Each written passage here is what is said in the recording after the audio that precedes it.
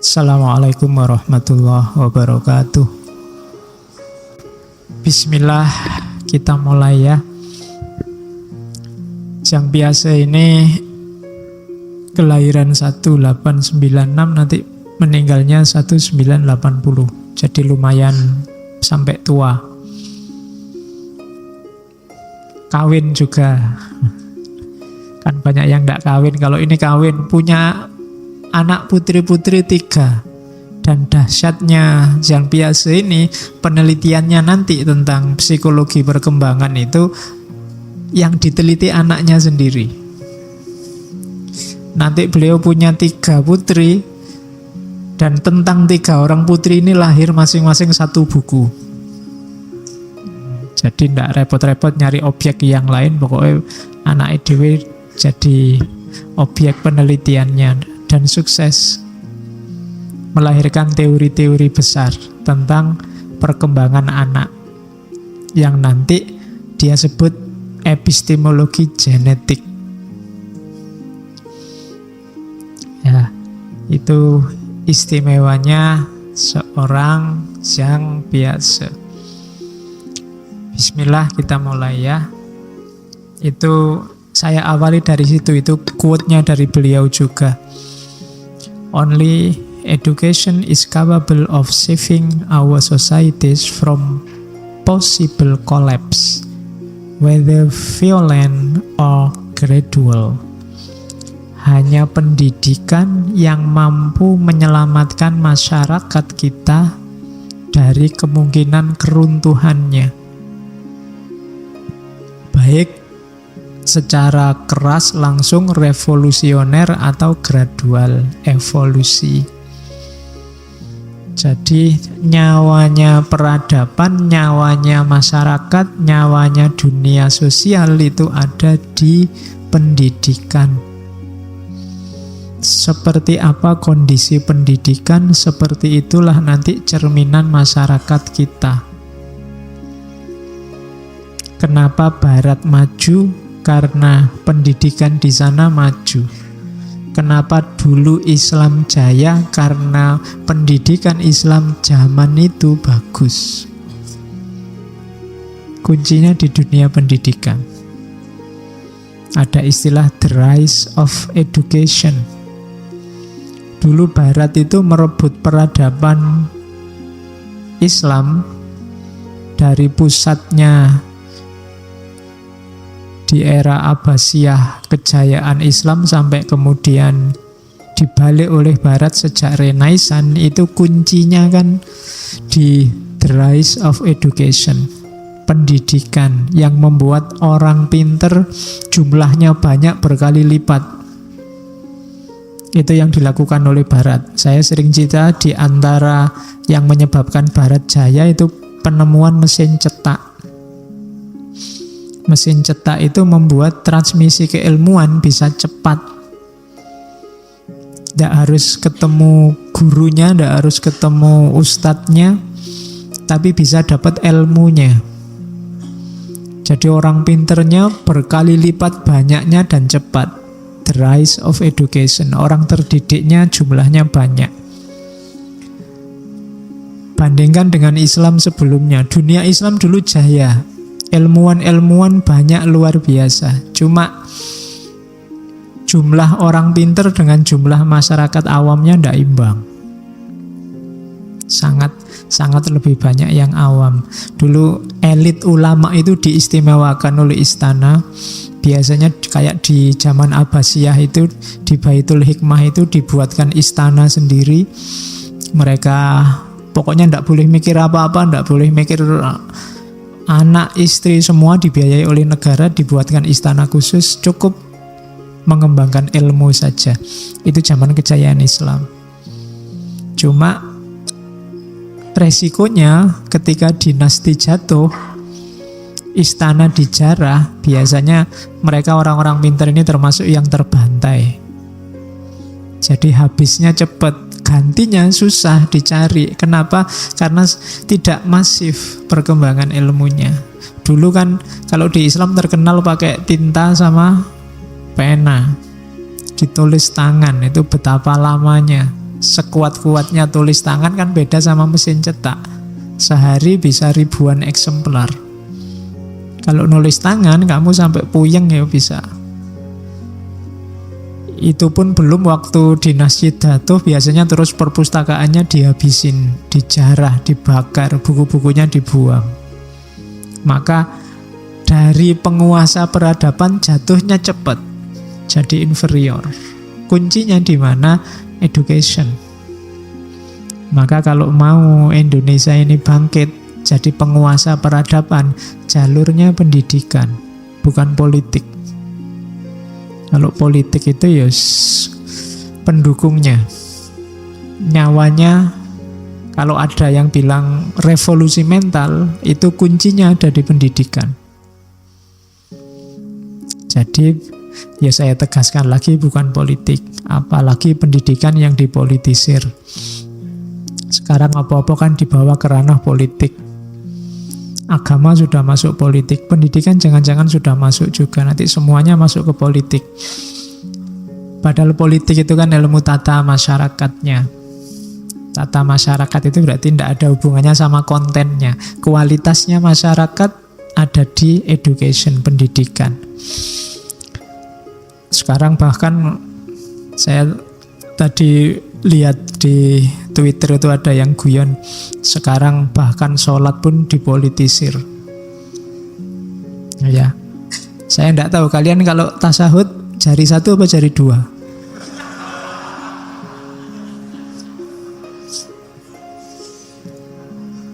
Jangan-jangan sekarang yang pilihannya dua terus tasawuf itu jari dua. Mau satu gengsi, jangan. Ini kalau satu kan nanti nomor satu, tasawuf itu luruh. Oke, yo betapa lucunya Indonesia kalau sampai ke sana ya cara berpikirnya. Sebenarnya banyak yang lucu di sekeliling kita. Ning yo, wong lucu-lucu kok bikin kamu marah, itu yang saya heran. Mbok yo ketawa saja, biar tidak stres. Hari ini banyak orang stres. Saya lupa, ini 10 Oktober itu hari kesehatan mental. Jadi ya hari kesehatan mental internasional, kesehatan jiwa. Ayo kita jadikan patokan, jangan sampai jiwa kita ikut sakit gara-gara politik. Lebih enak fokus ke ilmu, fokus ke pendidikan. Nyawanya ada di sini. Kalau era kita belum, semoga anak kita, cucu kita yang menguasai. Dan dari mana? Ya dari kalian, dari kita. Membangun generasinya dari kita. Oke, sekarang kita lihat perspektifnya beliau yang biasa ini. Alirannya namanya konstruktivisme. Minggu lalu kita kenal. Belum itu dekatnya sama humanisme, behaviorisme. Kalau beliau ini namanya konstruktivisme. Struktur pengetahuan itu dikonstruksi, bukan dekonstruksi, disusun, ditata. Makanya namanya konstruktivisme. Jadi manusia itu belajar dari pengalaman, terus dapat pengetahuan, terus ditata, dan itulah nanti yang jadi bekal menghadapi kehidupan. Jadi pengetahuan-pengetahuan kita dapatkan, terhimpun, tersusun dari pengalaman demi pengalaman sejak kamu lahir. Jadi alat utamanya apa? Ya akalmu. Di konstruktivisme, di aliran konstruktivisme, pengetahuan ini bukan satu yang mati, tapi dia dinamis. Seperti apa profilmu, kamu jadi orang yang seperti apa, itu kan ditentukan oleh pengetahuanmu. Yang itu ditumpuk-tumpuk sejak kamu bisa mikir sampai hari ini. Yang ini nanti masih berkembang lagi pasti. Semakin tambah wawasanmu, semakin tambah pengalamanmu, berarti tambah pengetahuanmu, dan itu nanti hidupmu akan berubah. To know sama dengan to be. Tahu sesuatu itu berarti juga menjadi sesuatu. Jadi setiap orang situasinya begitu, membangun pengetahuan, membangun struktur pengetahuan secara mandiri. Maka ayo dibangun pelan-pelan yang baik-baik, karena seperti apa dirimu tergantung itu. Besok kalau punya putra, punya anak, dialasi, dilandasi dengan kebaikan-kebaikan sejak kecil, diajak mengalami hal-hal yang konstruktif, positif, maka dia akan jadi orang yang positif. Tapi kalau pengalaman yang kita berikan pengalaman-pengalaman negatif, ya dia akan terbangun jadi negatif. Itu bahasanya konstruktivisme namanya. Jadi tidak ada konstruksi bawaan, tidak ada pertanyaan apakah manusia itu hakikatnya baik atau hakikatnya buruk. Hakikat-hakikatan tidak ada. Yang ada dia dibangun atau terbangun jadi baik atau jadi buruk. Itu alirannya namanya konstruktivisme. Cirinya apa pengetahuan dalam konstruktivisme? Pengetahuan dalam konstruktivisme itu ada dalam proses saling mempengaruhi. Sekarang kamu dapat pengetahuan, pengetahuan ini kamu anggap benar. Besok dapat pengetahuan baru.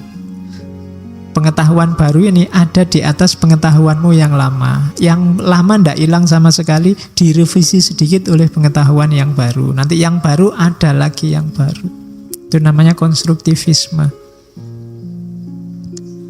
Yang kedua, pemahaman lama ganti pemahaman baru. Itu pasti, karena pengetahuan lama ganti pengetahuan baru, ya pemahaman lama ganti pemahaman baru. Pengalaman lama jadi pengalaman baru, berarti pengetahuan lama jadi pengetahuan baru. Dari mana munculnya pengetahuan yang baru? Dari pengalaman yang baru. Berarti apa? Pengalaman yang baru ini beda dengan pengetahuan yang lama. Yang pengetahuan lama ini dari pengalaman yang lama. Karena pengalaman baru beda dengan pengetahuan lama, maka pengalaman baru membentuk pengetahuan baru. Ketika pengetahuanmu baru, konstruksi berpikirmu sekarang juga jadi baru. Kuncinya ada di mana? Kesadaranmu bahwa ternyata teori lama, konsep lama, pengetahuan lama tidak cocok dengan pengetahuan, dengan pengalaman yang sekarang baru. Kuncinya di situ. Ini kalimatnya agak mirip-mirip, pokoknya kamu dengerin lagi nanti ya setelah pulang. Ada pengalaman lama melahirkan pengetahuan lama. Ada pengalaman baru nanti melahirkan pengetahuan baru. Kunci transisinya di mana? Kunci transisinya adalah ketika pengalaman yang baru tidak terjawab oleh pengetahuan yang lama. Maka pengetahuan yang baru ini akan pengalaman yang baru ini akan jadi titik awal lahirnya pengetahuan yang baru. Misalnya, biasanya saya minum teh, tehnya mesti manis. Terus di kepala saya selalu asumsinya ketemu teh ini tenang aja, langsung tak tenggak aja, mesti manis. Bismillahirrahmanirrahim. Kok ternyata ndak manis, berarti beda sama kemarin-kemarin. Oh, berarti kalau kemarin pengetahuanku adalah teh yang disediakan ini selalu manis, sekarang pengetahuannya ganti. Ternyata tidak selalu manis. Tidak selalu manis, ini pengetahuan baru. Nah, konstruksi berpikir kita, kalau versinya konstruktivisme itu ganti-ganti semacam itu loh. Nanti ada orang yang tidak mau ganti, meskipun pengalaman yang baru sudah menuntut harus ganti, tidak mau ganti. Pokoknya tetap harus memegangi pengetahuan lama. Yang kayak gini biasanya nanti kita sebut orang konservatif. Pokoknya tetap harus pengetahuan lama, meskipun fakta baru tidak didukung oleh pengetahuan kita yang lama. Jadi konservatif itu tidak mau berubah, pokoknya itu ya itu. Padahal sekarang mungkin tidak cocok lagi, tidak sesuai lagi, tidak bisa. Ideologi itu biasanya kecenderungannya susah untuk diubah.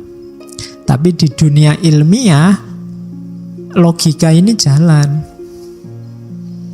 Kalau bahasa kampusnya biasanya pakai istilah continuity and change. Melanjutkan yang lama tapi ada change-nya, ada berubahnya, tidak sama persis. Dulu ketika mesin uap ditemukan itu kan tidak sama persis dengan mesinnya kereta api sekarang. Itu pasti ada continuity, ada teori lama yang dipakai tapi juga ada change-nya, ada perubahannya. Dulu komputer itu tidak kecil sebuku begini, bentuknya besar, malah hampir sak bangunan. Komputer pertama. Terus orang menemukan hal baru. Hal baru ini kan tidak ninggal komputer yang lama, sistemnya yang lama dipakai. Tapi sekarang ada perubahan, ada wawasan baru. Dulu HP itu besar-besar, sak boto itu besarnya. HP zaman awal itu pun orang melongo semua. Wah, enak ya bisa nelpon di mana-mana. Biasanya telepon itu kan nongkrong di rumah, sekarang bisa dibawa kemana-mana. Itu orang melongo semua zaman itu. Teknologi telepon genggam yang dibawa kemana-mana itu kan dasarnya telepon rumah itu cuma diadaptasi sesuai situasi yang baru. Nah, nanti yang telepon besar itu ya mungkin sekarang lebih simpel lagi. Sekarang tambah jadi kecil-kecil, malah ada yang kecil, ada yang tipis sekali, ada yang jadi dulu telepon ya untuk nelpon, sekarang kan macam-macam. Ada smartphone itu kayak lanjutannya telepon, tapi sekarang jadi smartphone. Telepon pintar, lebih pintar daripada yang punya. Iya kan, ya, pasti lebih pintar, dia bisa macam-macam. Oke, jadi itu namanya konstruktivisme. Berarti apa? Bahan belajar paling utama adalah pengalaman hidup. Karena pengalaman itulah nanti yang ganti struktur berpikir kita. Struktur berpikir kita inilah nanti yang jadi landasan perilaku kita, hidup kita. Jadi identitas kita dibangun di situ. Itu namanya konstruktivisme. Ya kalau pakai dalil mungkin ya kullu mauludin yuladu alal fitrah. Apakah dia jadi Yahudi yuhawidanihi, atau jadi Nasrani yunasironihi, atau jadi Majusi yumajisanihi. Itu tergantung bagaimana dia dibangun, dikonstruksi. Terus yang kedua itu tulisannya kepotong, kognitivisme, ya. Jadi cirinya, gagasannya Piaget itu yang pertama tadi konstruktivisme, kalau ini kognitivisme. Saya tidak tahu kalau di slide-nya malah kepotong. Kognitivisme itu dari kata-kata kognisi. Asumsinya kayak tadi, belajar itu ternyata perubahan persepsi dan pemahaman. Beda sama kemarin minggu lalu yang humanisme, behaviorisme, itu kan hubungannya persepsi sama perilaku yang berubah. Kalau ini ndak, ya belajar itu ya adanya di akal, di kognisi. Setiap orang punya pengalaman-pengalaman, yang pengalaman itu menjadi dasar pemikiran. Yang pemikiran itu akan jadi sumber perilaku kita. Yang perilaku ini akan membentuk diri kita. Gambarnya yang saya jelaskan tadi, gambar bulat-bulat jajar 4 itu kan pengetahuan lama. Sekarang ada pengetahuan baru. Tapi ketika lahir pengetahuan baru bukan berarti pengetahuan lama semua ditinggal. Ketika kamu SD terus naik kelas jadi SMP, naik kelas lagi jadi SMA, itu kan pelajaran SD ndak ditinggal, ndak hilang, tapi dilanjutkan. Masih ada tapi dikembangkan lagi. Ketika kamu SMA masih ada tapi dilanjutkan lagi. Kuncinya di mana? Di akal, di pemahaman. Nah, pandangan ini namanya kognitivisme. Jadi proses belajar yang fokusnya pada kognisi, IQ-nya. Oke, saya lanjutkan. Itu penjelasan duanya. Makanya jargonnya Zhang Piaget itu experience precedes understanding.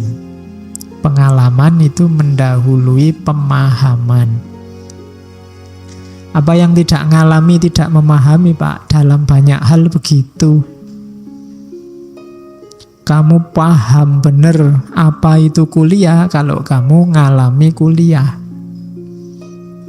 Kalau cuma dijelaskan tentang kuliah mungkin ngerti tapi tidak terlalu paham. Untuk paham harus ngalami.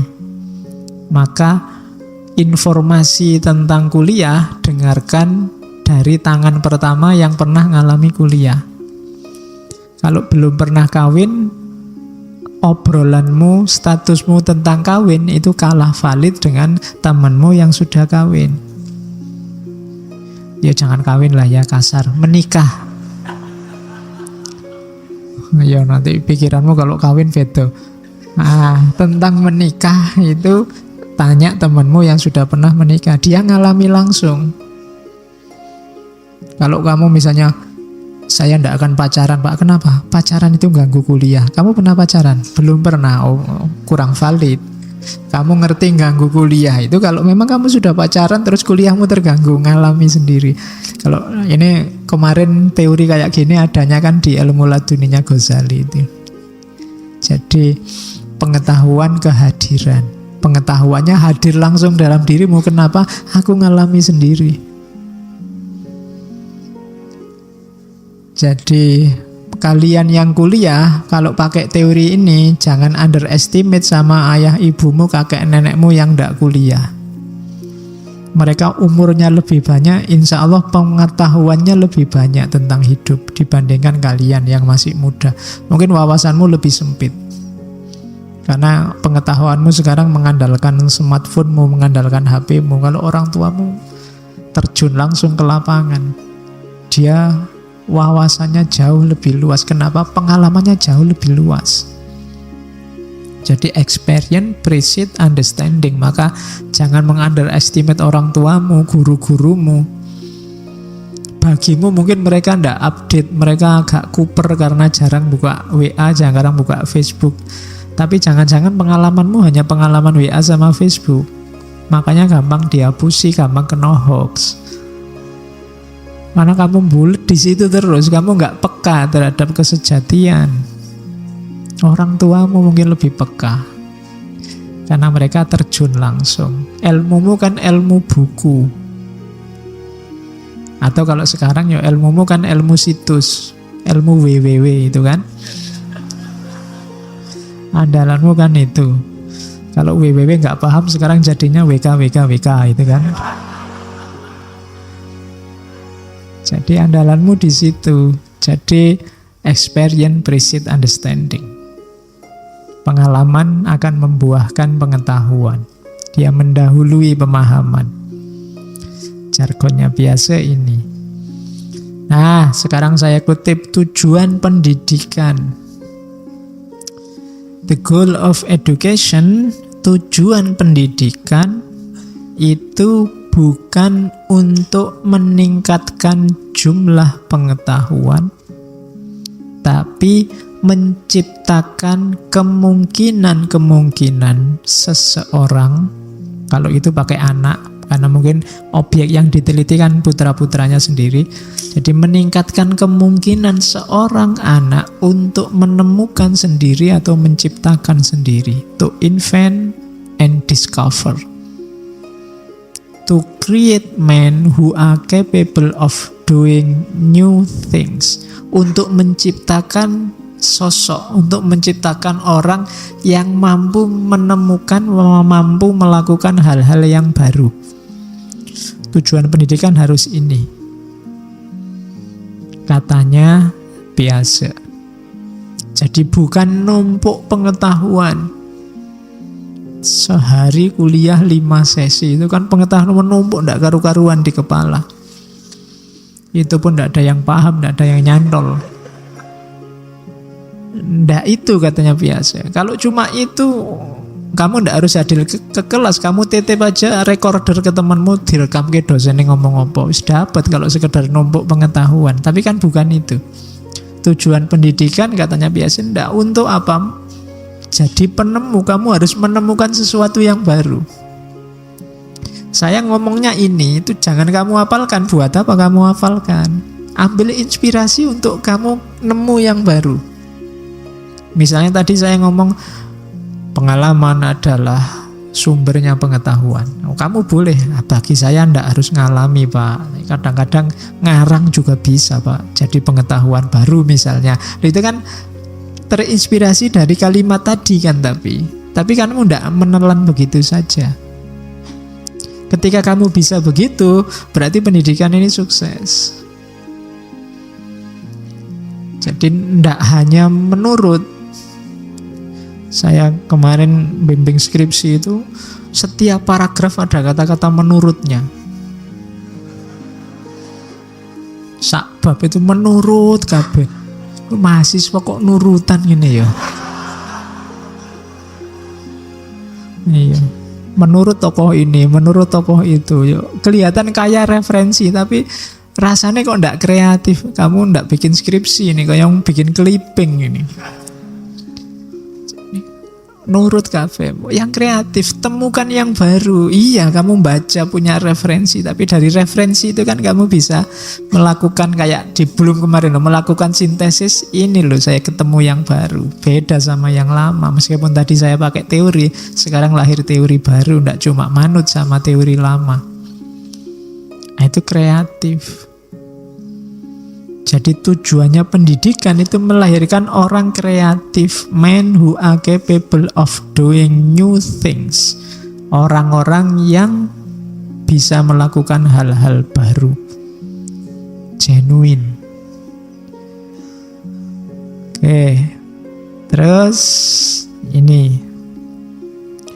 lanjutannya. Tujuan utama pendidikan, itu tadi ya kalimat terakhirnya saya lanjutkan. Create men who are capable of doing new thing. Lanjutannya apa? Not simply of repeating what other generation have done. Tidak hanya mengulang yang sudah dilakukan oleh generasi sebelumnya. Jadi jangan cuma ngulang. Kalau cuma ngulang, tidak ada kreatifnya, peradaban manusia tidak berkembang.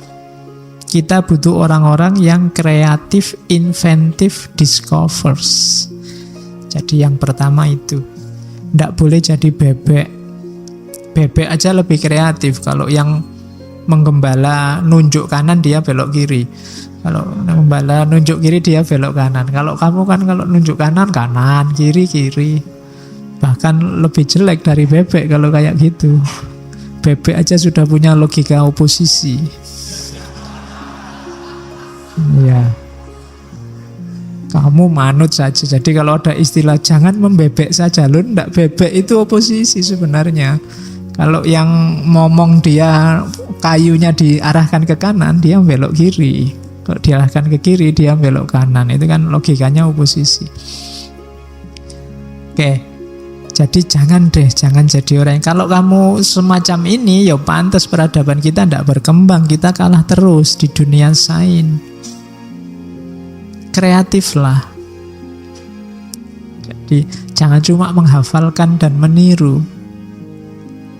Harus naik level kognisinya, kemarin ya di Bloom. Oke, tujuan kedua sekarang. The second goal of education is to form minds which can be critical, can verify, and not accept everything they are offered.